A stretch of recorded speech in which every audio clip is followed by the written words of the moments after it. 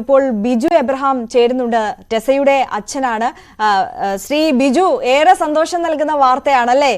നമ്മളെല്ലാവരും ഒരുപാട് ആശങ്കപ്പെട്ടിരുന്നു. എന്തായാലും ടെസ ഒരു കുഴപ്പവുമില്ലാതെ എത്രയും പെട്ടെന്ന് തന്നെ നാട്ടിലേക്ക് എത്താൻ ടെസയ്ക്ക് സാധിച്ചു. എങ്ങനെയുണ്ട് മകളെ കണ്ടിട്ട്? ആ ഒരു മുഹൂർത്തം, ആ ഒരു നിമിഷം എന്ത് തോന്നുന്നു ഇപ്പോ? അല്ല, ആ മുഹൂർത്തം എന്ന് പറഞ്ഞാല് അത് നമുക്ക് വേഴ്സിൽ പറയാൻ പറ്റില്ല. കാരണം വലിയൊരു ആശ്വാസവും നമ്മുടെ മനസ്സിന് ഭയങ്കര ഒരു ഉണർവാണ് കിട്ടിയത്.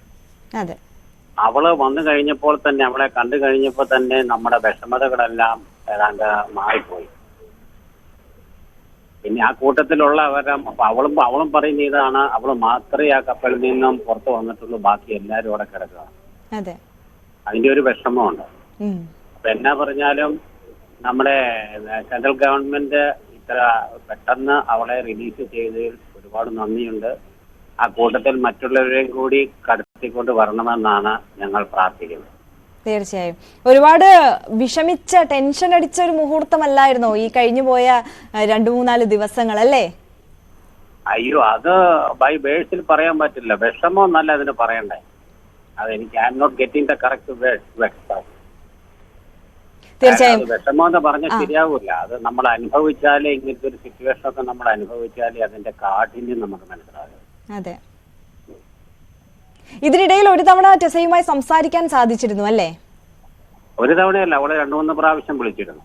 അപ്പോഴൊക്കെ ടെസ വലിയ ആത്മവിശ്വാസത്തിലായിരുന്നു, അല്ലെ? കുഴപ്പമൊന്നുമില്ല, ഉടനെ എത്തും എന്നുള്ള ആത്മവിശ്വാസം. വളരെ കോൺഫിഡന്റ് ആയിരുന്നു. പിന്നെ അവൾക്ക് മറ്റ് പ്രശ്നങ്ങളൊന്നുമില്ല എന്ന് പറഞ്ഞു. അവള് ഞങ്ങളെ ആശ്വസിപ്പിക്കാൻ അവള് നോക്കുന്നു. അവള് പറയുന്നത് അവക്കൊരു അവിടെ ഭാഗത്തൊന്നും ഒരു പ്രശ്നവും ഇല്ല എന്ന് അവള് പറഞ്ഞു.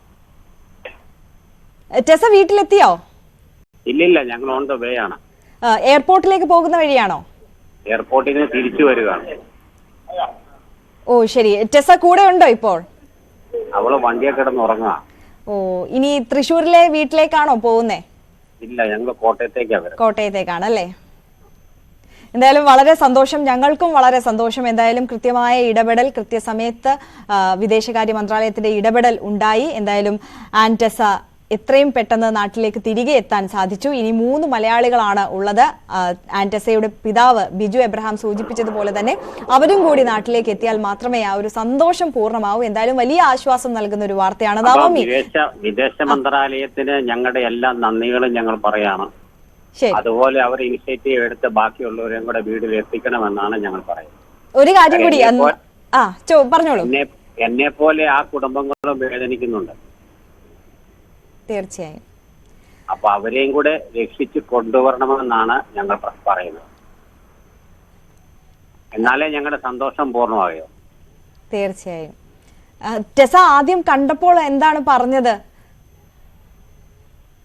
കണ്ടതെന്ന് പറഞ്ഞാല് എനിക്കും അവക്കും ഒന്നും വേഴ്സ് കിട്ടുന്നില്ല. ഞങ്ങള് വിതുമ്പി പൊട്ടുക ചെയ്യുന്നു. അതെ അതെ. അവിടുത്തെ എന്തെങ്കിലും എക്സ്പീരിയൻസിനെ കുറിച്ച് ടെസ പറഞ്ഞോ? ഈ കണ്ട സമയത്തോ, കാറിലേക്ക് കയറുന്ന സമയത്തോ മറ്റോ? ഇല്ല, ഒന്നും പറഞ്ഞില്ല. അല്ല, അവള് ഭയങ്കര ടയേർഡാണ്. അതുകൊണ്ട് അവളെ സീറ്റേ കിടന്ന് വണ്ടിയെ കിടന്ന് ഉറങ്ങുക. ഞാൻ പിന്നെ വിളിക്കണ്ടെന്ന് പറഞ്ഞു. തീർച്ചയായും. ശരി, വളരെ നന്ദി ശ്രീ ബിജു എബ്രഹാം ഈ നിമിഷം ഞങ്ങളോടൊപ്പം ചേർന്നതിനും പ്രതികരിച്ചതിനും. നവമി ദിനേശ് തുടരുന്നു.